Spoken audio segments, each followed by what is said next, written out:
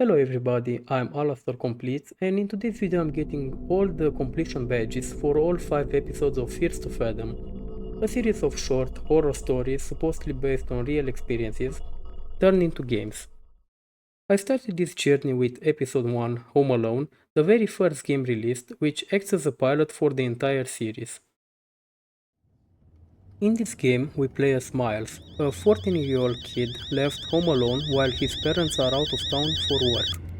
We start the game waking up pretty late, and after leaving the bedroom, we get a text from mom letting us know there's a lasagna in the fridge.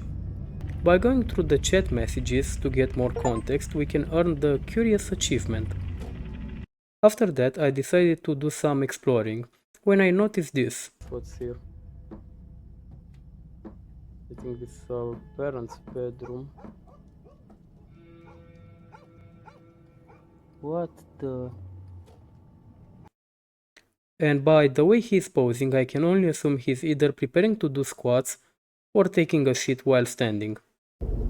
The game stays pretty chill after that. We hit up the lasagna, watch some TV, and just when you start forgetting this is a horror game, it reminds you that you are not alone in the house. After a quick check around, I couldn't find anything, so I went back to my room, did some homework and went back to bed. Miles later wakes up to get some water, but when heading back we get a weird message from mom saying there's someone at the door. By checking through the blinds, we see it's the same old guy from earlier, doing the exact same pose out our door. Here you can actually get another achievement by talking into your mic to alert him. If nothing happens, try increasing your microphone input volume in your system settings. That worked for me at least. I hid in my room for a while, but because I have the attention span of a child, I got bored and thought maybe I could just leave the house.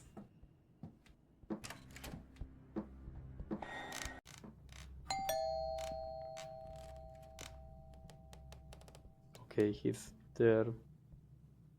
Should I run? Can I outrun him? Well, let's try.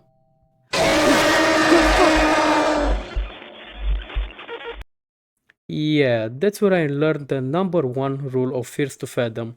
Never go looking for the bad guy. So I stayed in my room until the police arrived and earned the Survivor achievement for finishing the game. For the first episode of the series, I think it's great. It keeps you constantly on the edge, and if you make the mistake of thinking you can leave whenever you want, well, the game makes sure you never try that again. Now let's move on to episode 2. Here we play as Holly, a 19-year-old coming back from a gaming convention who decides to switch routes to avoid traffic. The game starts with us driving when we get a text from Dad. Because I'm a responsible driver and because I can't see anything with the chat window open, I pull over at the gas station to read all the messages and unlock the reader achievement. While there, we refuel the car, but not before the clerk warns us about monsters or women in white gowns hunting the road ahead. Finally, when we step back outside, I see a stranger sprinting away from my car, jumping into a van and driving off. I finish refueling, unlocking the Fuel Up achievement. While I'm there, I also grab 2 more: Nuisance, by throwing items on the ground and annoying the clerk, and Shoplifter, by using what I'm pretty sure started as a bug and became a feature. To get it, stand right next to the door, throw the item so it glitches through, walk outside and pick it up. Back on the road, I see a sign that says "Do not turn left," and like the responsible driver I am, I ignore it. Near the fence, a bear appears and unlocks the Explorer achievement. Not long after that, the car breaks down. Luckily, I get a ride to the nearest shady motel, where I immediately jump scared by this guy. Then this is the bathroom.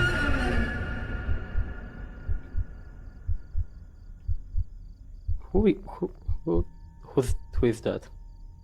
What are you doing? This is Tommy. He was cleaning stuff? And Tommy isn't the only problem.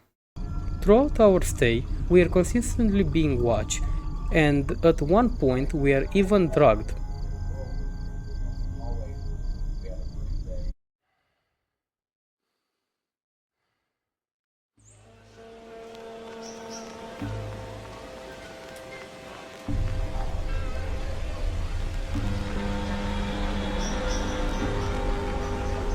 Eventually our stalker stops lurking and decides to confront us directly. When we refuse to open the door, he just starts breaking it down. Thankfully the front desk guy hears the commotion and knocks out the attacker, ending the episode and unlocking Survivor, the final achievement. Episode 2 keeps you much more on the edge than the first one. It is longer, it introduces driving mechanics, and also adds NPCs that you can interact with. Now, here's my theory. I think the guy that attacked us was also the guy from the van and the guy that spiked our coffee. But that's not the only thing. I'm pretty sure he also works with the gas station clerk. All those stories he was telling us about monsters and women in white gowns, they were just a distraction so that guy can sabotage our car.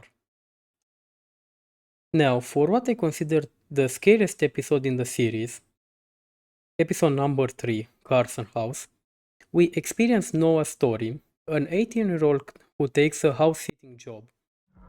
From the very beginning, you can see the similarities with episode 1. A kid, alone in a house, sleeping at the beginning. Even if you never played the game, you already know how this is going to end. We start in our father's car, dreaming about bleach for some reason, on our way to the job. Once we arrive at the house, we immediately get to experience the game's revolutionary peeing mechanics. Not long after, we receive a message from an unknown number, which turns out to be Mr. Carson, the homeowner.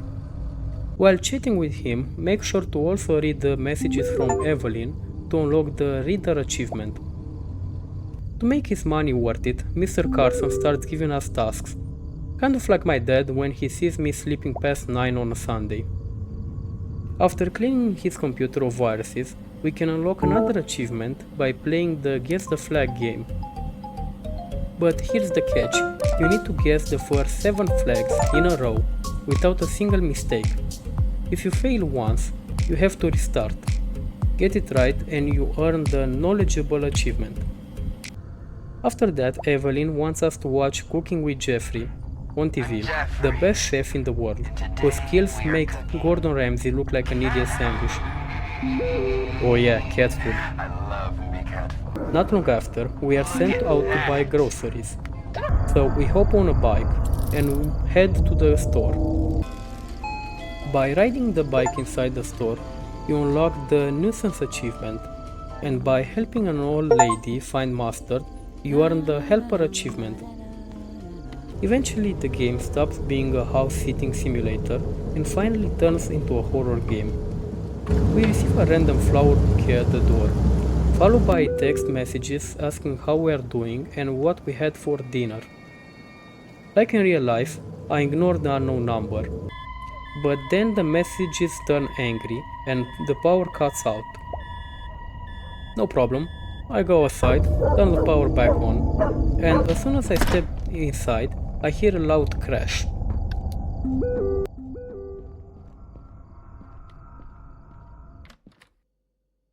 What the...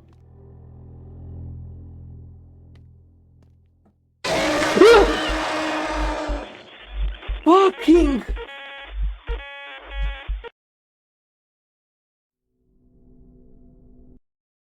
Yeah, that's what happens when you forget the number 1 rule of First to Fathom.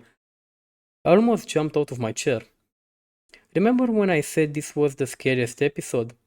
Meet Kara, the antagonist of the game, the psycho ex-girlfriend. Because honestly, what's scarier than... Ugh. Never mind. Instant chills. With my heart still racing, I rush back to the office and start watching the security cameras, only to see Kara grab a knife and begin hunting us through the house.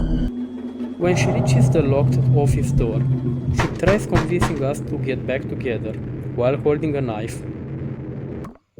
The moment we mention calling the police, she completely snaps. We escape through the other door, hide in the laundry room, and wait for her to pass, and then make a run for it, finishing the episode and unlocking the Survivor achievement.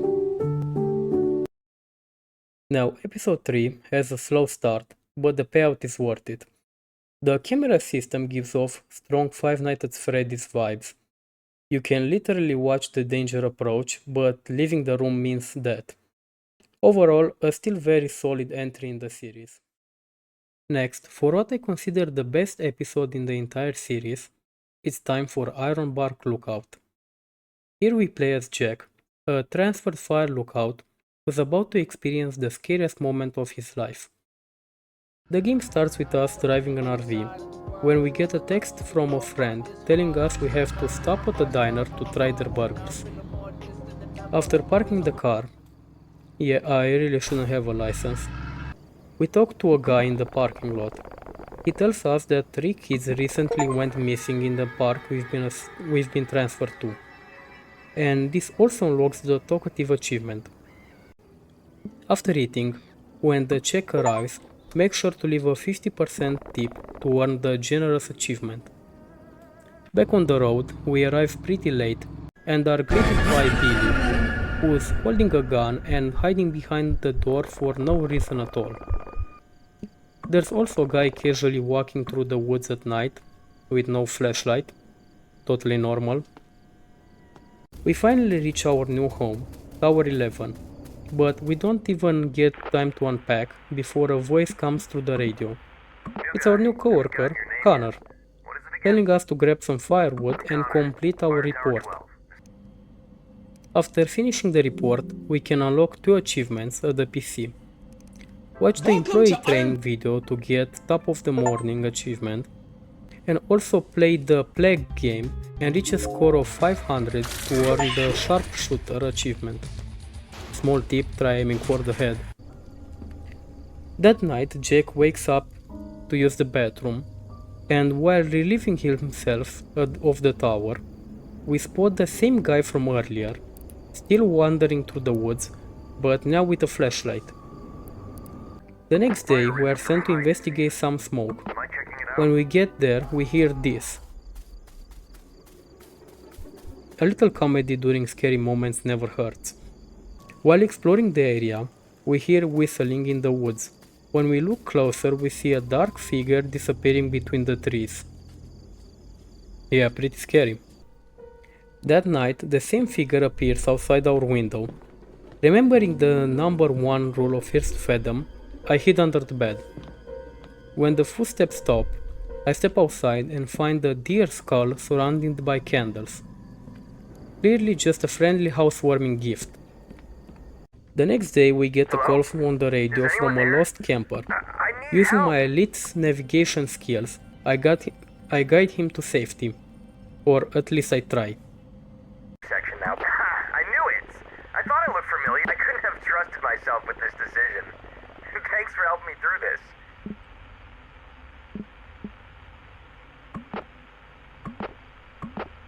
I'm right here! I hear you. I hear your whistles. What? I see you behind the trees to my right. You're freaking me out.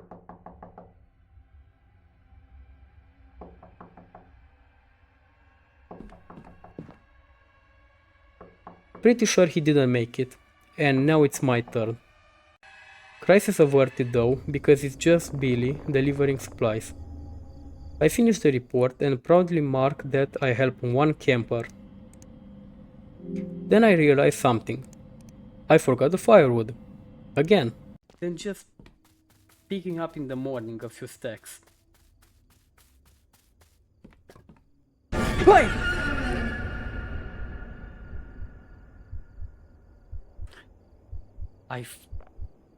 I fucking knew it. On my way down, I meet Silas, who claims to be a maintenance worker from a nearby tower and has some very concerning ideas about fire. He's definitely not a park employee, and my mind is on him being the weird guy wandering the forest at night. About a week later, Connor wakes us in the middle of the night and asks us to check out some smoke near a lake. We grab the binoculars and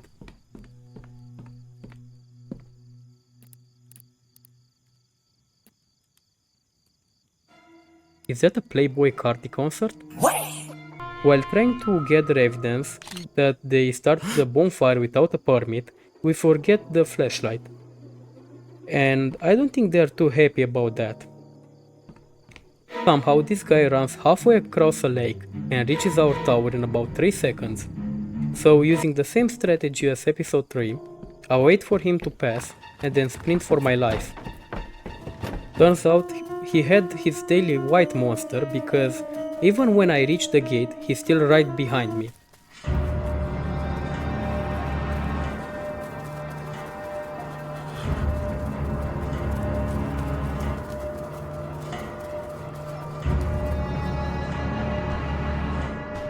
Luckily, he can't chase an RV. With that, we unlock the final achievement, Survivor, for completing the episode. And I think you can see why this is my favorite entry in the series. The build-up starts at the diner and never lets up. The atmosphere, the pacing, the jump scares, everything escalates perfectly. And the ending doesn't give you a chance to breathe until the credits roll. It's just perfect. Now it's time to wrap up season 1 with the final episode, Woodbury Getaway. The episode starts with us playing as Sydney, working at an office. Our first task is to grab a coffee, and while you are there, make sure to add creamer to unlock the caffeinated and creamy achievement. We don't get much time to explore because Sydney immediately needs to use the bathroom, where we are greeted by a lovely jump scare from the janitor. Okay, we have sounds, but we don't have any water. I guess it's fine. Oh, jeez. And I should have seen that coming. Must be Billy's brother. After that, we get a phone call from Mike, who somehow manages to make things uncomfortable immediately. Before booking the rental though, make sure to play the game on the office computer. It's basically a typing game, and if you win with at least 70 HP, you unlock the Type Master achievement. We then get some backstory and learn that Sydney is planning a weekend getaway with Mike and Nora, two friends from college, when the game cuts back and we meet Mike in person. Yeah, that cringe feeling from the phone call won't be the last. What follows is a long drive that feels like a try not to cringe challenge, sponsored by Mike's Riz. Our first stop is Moe's Pizza, where you can earn the talkative achievement by speaking to everyone in the pizzeria. Small side note, the developer really wants me to hate Mike, especially when he starts acting like an aristocrat and judging me, the peasant, for eating pizza crust. While we are eating, a hiker asks us for a ride.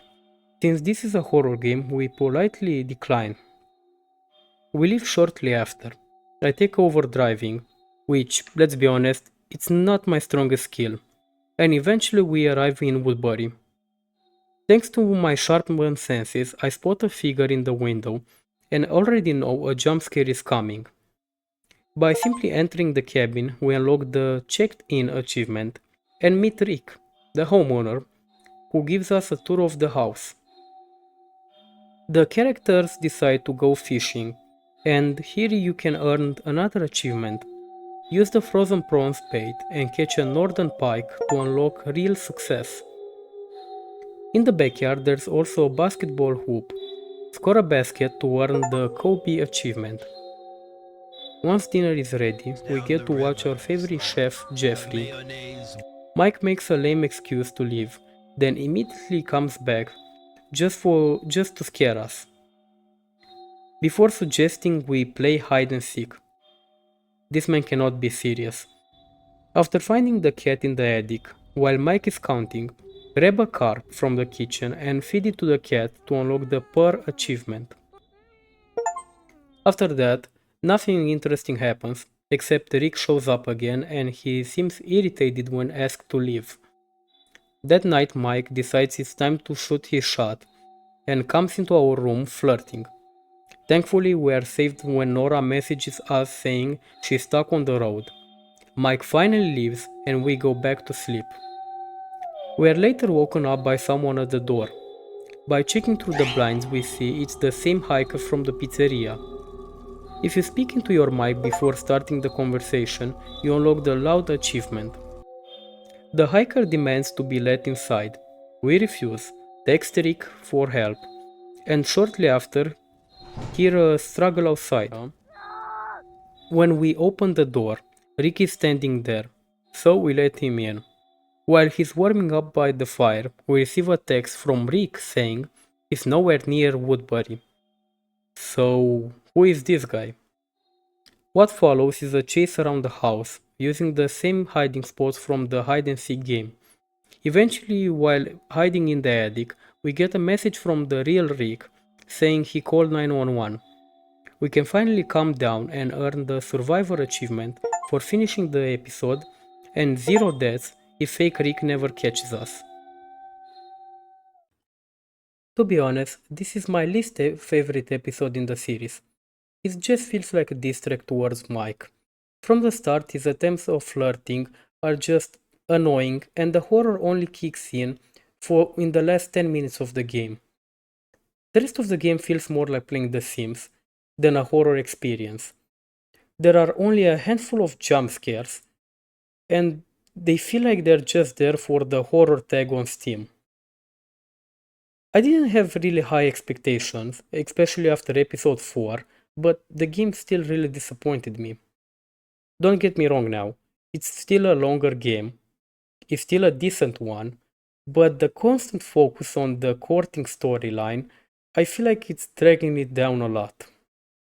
If they have just cut down a little bit or just throw it out the window, the game would have been 100 times better. But hey, that's just me, that's just my opinion, feel free to disagree. With that done, I finally completed all the episodes of Fears to Fathom and earned all the completion badges. Here they are. Overall, Fears to Fathom is a fun, captivating and generally scary series that I can easily recommend. It's one of those games you can either play for yourself and see how you would react in these situations, or just watch while eating, and either way it delivers. If you enjoyed this video for the story or for the achievements guide, or maybe both, consider leaving a like, it generally helps more than you think. Also, if you want to see more videos like this, feel free to subscribe. Thank you for watching and I'll see you on the next one. Bye.